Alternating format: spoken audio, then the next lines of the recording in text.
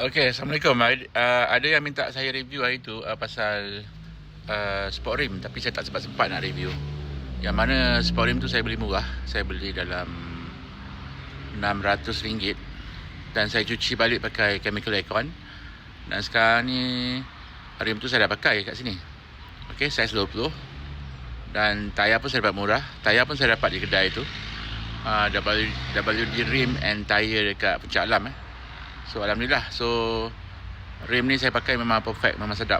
Alright, sekejap saya tunjuk. Okay, cerita pasal rim ni. Rim ni memang best. Saya pakai rim ni memang sedap. Walaupun dia what you call it, besar, tapi saya tak rasa berat. Alright, memang just nice. Dan tayar pun saya dapat murah. Saya dapat di WD Tire. WD Tire dekat tu lah. Sorry, saya tak basuh kereta. So jadi kalau nak tengok, rim dia memang macam tu lah. Cantik lah, tak ada masalah. Okay, sorry saya tak basuh kereta. Okay, jadi memang ngam-ngam je masuk.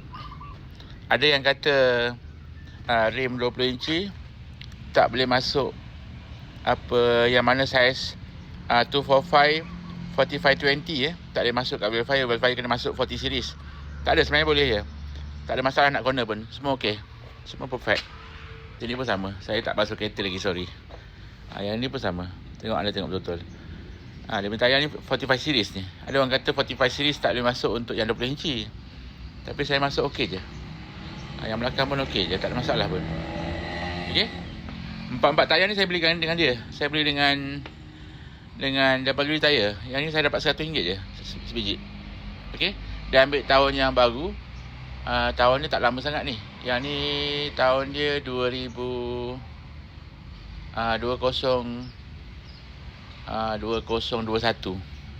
Jadi tak kisahlah walaupun dah 5 tahun, tapi sidewall dia lembut. Alright. Yang ni bukan tayar China, tayar okey. So dia bagi saya 100 je. Tu saya cakap tadi, kalau kedai lain mana nak dapat tayar 20 inci 100. So kedai WD tu bagus. Dia memang bagi kita very good service. Dan harga cantik. Kena pula kalau sebut nama saya. Lagi dia lagi bagi harga cantik. Macam Bobo ni kawan. Saya cakap you jual nama I, jual nama saya. Dia jual nama saya betul-betul dapat murah. Dia pasang kereta Azia daripada rim 14 tu ke 15. Siap tayar baru, siap trade in apa semua. Dia dapat dalam 800 je. Saya cakap, macam mana boleh dapat 800? InsyaAllah.